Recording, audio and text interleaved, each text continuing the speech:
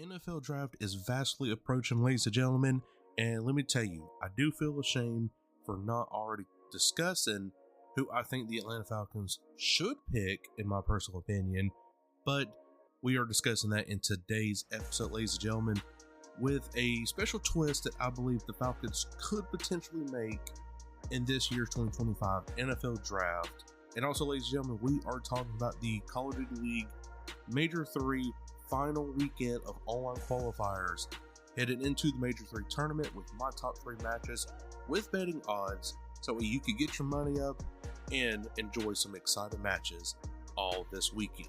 So without any further delay, let's go to get straight into today's action.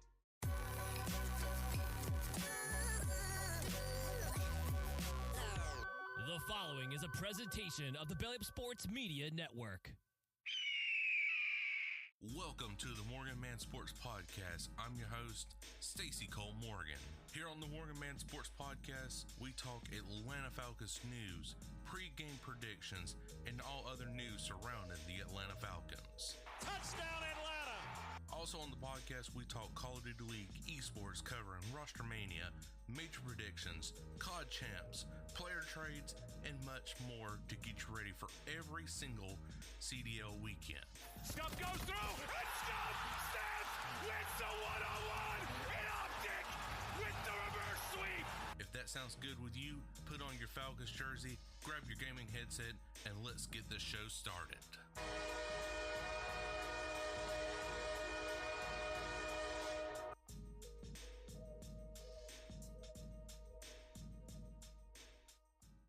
All right, guys, so we are going to get the Atlanta Falcons stuff out of the way first right here, because this right here, guys, has been building up. I've been kind of studying some patterns right here and noticed been some teams that's needing some help. Like the Falcons definitely need some help. That's no doubt about it. But the Falcons are more of a chance to actually make the playoffs a lot quicker than the Bears are. So let me explain this. I know I kind of spoiled it right there, but I do predict that the Atlanta Falcons will trade away their round 4 and 2 round 7 picks to the Chicago Bears for their 10th overall pick in this year's 2025 NFL draft. Why do I say that? Because the Bears, they're in rebuild mode right now. Yes, they got some veteran pieces, but they're also in dire need of a lot of just positions overall. Like, I mean, they're in need of a defensive line, cornerback, safety, wide receiver. Yes, they got Caleb Williams, but he needs a little bit more protection, and this is coming off the CBS Sports app for their team needs. But I do think the Bears also really need someone on that offensive line, so this is going to be a great opportunity for the Bears to trade with the Atlanta Falcons 3 draft picks for 1. Like, that, you can't beat that if you're the Bears. But I do have the Atlanta Falcons in kind of like a blockbuster Hollywood cinema level just shocker that you go into the top 15 with 2 picks, being the 10th overall and the 15th overall. So that is my shocker for this year's NFL draft, ladies and gentlemen. So call me crazy, call me stupid, but that's what I personally believe that the Falcons need to do in order to have a very good offseason, especially with this NFL draft. Because the Falcons, we're just a couple of pieces away, again, from making the playoffs. While the Bears, they're kind of in full rebuild mode. Yes, they might sneak into the playoffs this year, but it's going to take some time with them, unlike the Falcons, who are really kind of built for the big moments and can last up until like the NFC Championship, even the Super Bowl with this roster. So Terry Fontenot is definitely on the hot seat with this one right here, and I think he can make this kind of move happen, especially with the Bears.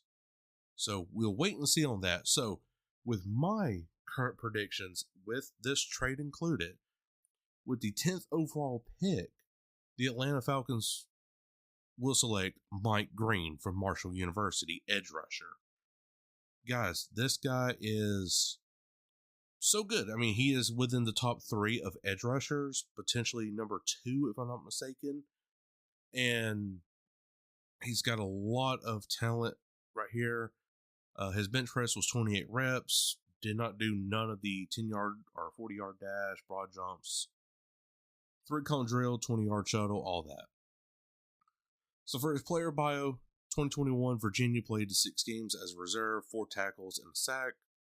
2022 Virginia redshirt head coach Terry Elliott said Green was no longer active with the team after Green was not seen after fall camp.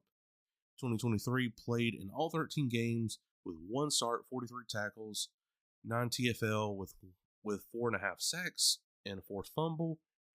2024 second team Associated Press All-American Sun Belt Conference Defensive Player of the Year, first team All Sun Belt finalist for the Ted Hendricks Award, nation's top defensive end, led the FBS with 17 sacks, ranked second with 22.5 TFL, led the team with 3 forced fumbles, started in all 13 games, 84 tackles, 2 PBUs. Marshall opted out of the Independence Bowl. So that is Mike Green's player profile right there. Now for his overview, high energy pass rusher with productivity and a method of playing that should translate to the next level. Green displays a natural and instinctive rush utilizing loose hips in a series of moves and counters that can open doors with force or finesse. He's very physical with notes of violence in the way and he attacks blockers in both phases. His explosiveness allows him to penetrate gaps, play round and through the protection edges, and change direction quickly to finish in the backfield. He resentfully presses forward but can run out of gas due to a hot running motor.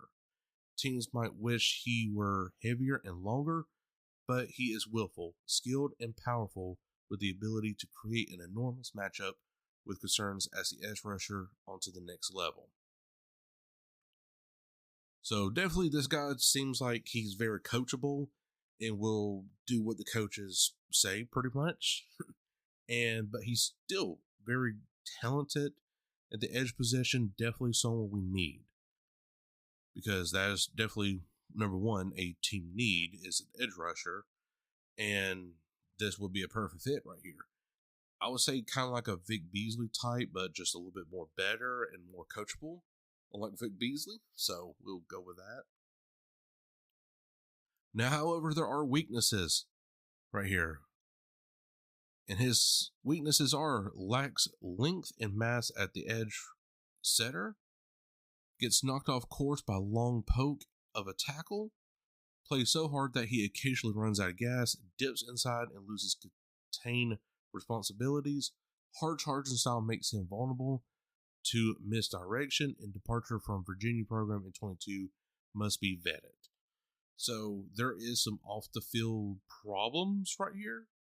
But I feel like if you could get him in the right mindset, Mike Green, in the right setup and right stability with the right coaching program, I think you can definitely coach it out of him. You know, this ain't UGA with the, reckless driving and countless arrests on the players, but still though, I feel like you can coach Mike Green up and get him responsible and playing well at this edge position. So now moving on to the 15th overall position in this year's 2025 NFL draft. Guys, I'm just super excited today. I'm stuttering on my words almost. But for the 15th overall pick in the 2025 NFL draft, the Atlanta Falcons should select Jahdae Barron, Texas cornerback. Guys, the corner position is definitely a must-need again this year for the Atlanta Falcons, and I feel like Jahdae Barron is that guy. He gets a NFL next-gen stats of an 89 out of 100, so that is very good. Prospect grade is 6.42, will become a good starter within 2 years. Production score was a 94 for the entire combine, which is second. Athleticism score is a 79, ranks 10th of all cornerbacks. And total score, again, is 89 for all the cornerbacks ranked, and that would be second place for him. 40-yard dash is a 4.39, very fast. 10-yard split, 1.5 seconds. Vertical jump is 35, and broad jump, 10 foot 3 inches.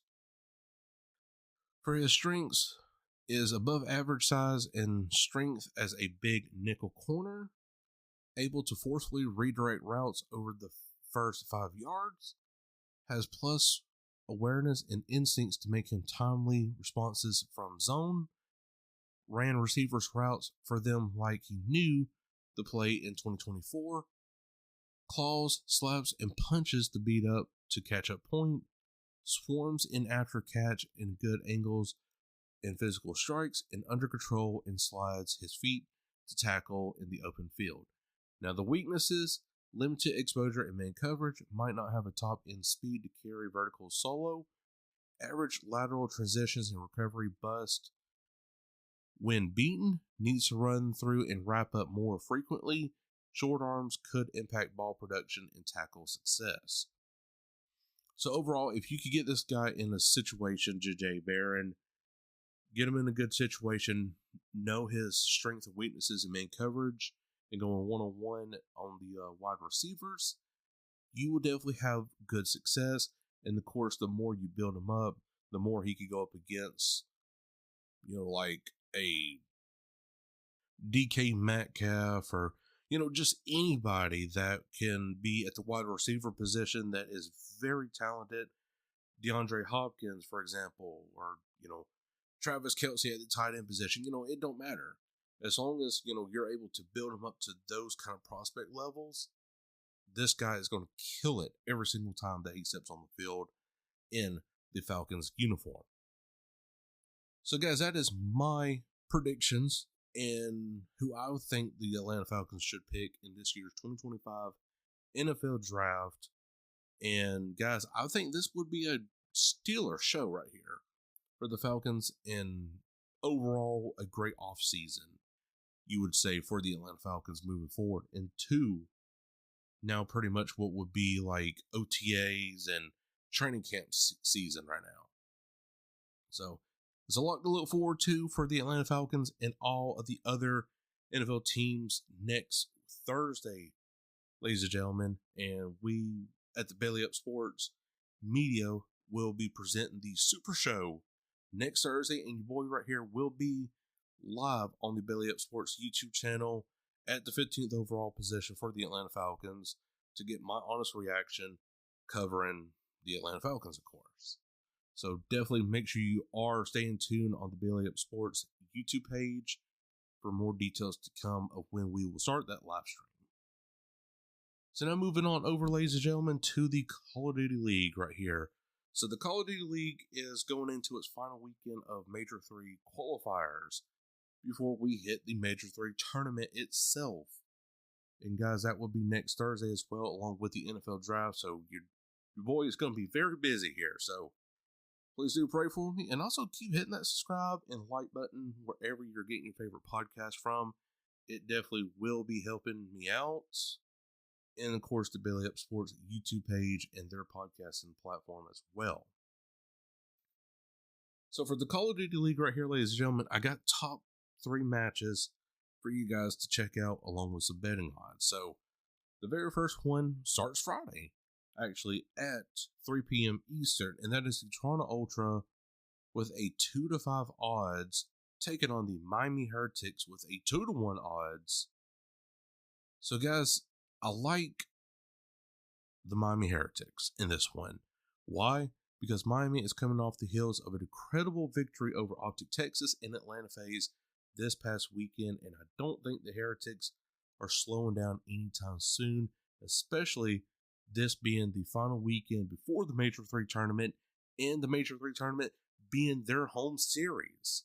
So this is a lot going for them right now, and they are currently number 1 in CDL point standings for the Major 3 tournament right now with a 3-0 map win-loss ratio, which is 100%. They did lose 4 games, but won 9 games. So that is a 69.23 game win percentage right there. While like your top teams like Atlanta FaZe is 1-2, Royal Ravens is 2-2, OpTic Texas is 2-2, Toronto Ultras 2-1.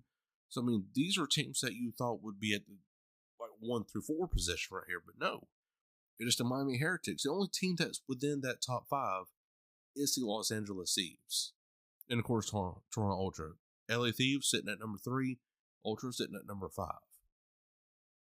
So Miami Heretics is definitely on a roll this week, and I just don't think their momentum is going to stop anytime soon, especially going against the Toronto Ultra and Minnesota Rocker.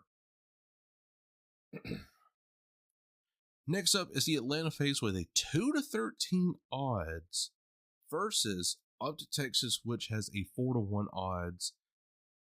And that will be this Sunday, April 20th at 4:30 p.m. Eastern. Guys, give me Atlanta. Why? FaZe is coming off a disgusting loss against the Miami Heretics. And if history is right, that means the Atlanta FaZe should bounce back in dominant form and win this game despite OpTic's new roster. So give me Atlanta FaZe 3-2 over OpTic Texas. It's going to be an ugly win, but at the end of the day, it's still 10 added CDL points to your overall total. Guys, OpTic Texas is definitely doing good. They're 2-2 right now. But Atlanta FaZe needs this win more than anything. Because if that's the case, Atlanta FaZe could potentially be right there with OpTic Texas or even take their place at that 6th overall position for the Major 3 tournament and get within that winner's bracket, situation right there instead of starting off in losers, which will be on Friday, I believe, Saturday. Or no, it would be that Friday for the Major 3 tournament itself. So guys, this is a must win for Atlanta FaZe this weekend, and I think this team can bounce back in a 3-2 fashion against OpTic. And of course, Atlanta FaZe has got the Vegas Falcons, who are 1-2 right now, just right in behind them. So FaZe can definitely pull off the miracle right here, win out this weekend, and hopefully OpTic Texas at least is a 1-1 situation, or potentially don't win at all none this weekend. And plus, too, OpTic Texas coming off a disgusting loss against the Vegas Falcons. So, hey, I like FaZe's odds better than OpTic's, even though they're a 4-1 compared to Atlanta FaZe's 2-13 odds. I like it. I really do. For the third and final matchup to look out for this weekend, guys, is the Carolina Royal Ravens with a 7-2 odd against the Los Angeles Thieves, which is a 2-11 odds this Sunday, April 20th at 6 p.m. Eastern in the main event. Guys, give me the LA Thieves. Why? Well, in plain talk, it all boils down to Nadeshot not being happy with his team's current performance. Yes, they have a good qualifiers record, but not a good LAN record. So this weekend, the LA Thieves needs to win this series right here very swiftly and keep a lot of momentum heading into the Major 3 tournament. You can give me all this crap all you want, but yes, the Los Angeles Thieves are the onliners. They're good on LAN. Don't get me wrong about that. They are good, but when it comes to the do or die situations, the LA Thieves just crumble. I thought I was going to be saying that about Atlanta FaZe this year, but shoot, they've won literally Esports World Cup, Major 1, Major 2. So back to back to back to back. I mean, just LAN tournaments right after the other. But now, LA Thieves potentially being the highest paid CDL roster, and they haven't won a major. This is a little concerning for Nadeshot, and that's why I have the LA Thieves winning over the Carolina Royal Ravens.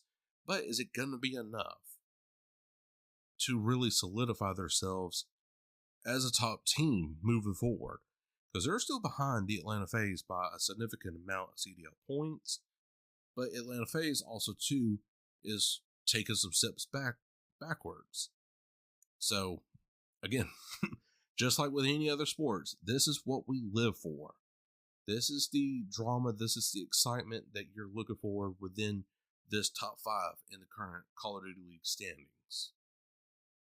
So it is going to be a very interesting weekend, ladies and gentlemen, no doubtedly. And you got right here, we'll be covering a lot of this right here moving forward. And so again, make sure to stay tuned next week, ladies and gentlemen, from a newest episode dropping this that coming Thursday, along with me being on the live stream. And I will be having a bonus episode that Friday, ladies and gentlemen, reacting to my picks, if they're right, or just the current Falcons pick overall for this year's 2025 NFL draft. So you definitely don't want to miss it. It's going to be a busy week for Morgan Man Sports. So definitely, again, hit that like button, subscribe to the Belly Up Sports page, download my podcast. It helps out tremendously, ladies and gentlemen. But guys, I hope you did enjoy it. If you did, make sure to like that wherever you are listening from, iHeartRadio, Spotify, Google Podcasts, or wherever you find your preferred podcasts. And I, Stacy Morgan, will catch you all later. Peace. Thank you for listening to this Belly Up Sports Podcast Network product. Some said we go belly up, so we made it our name, and we're still here.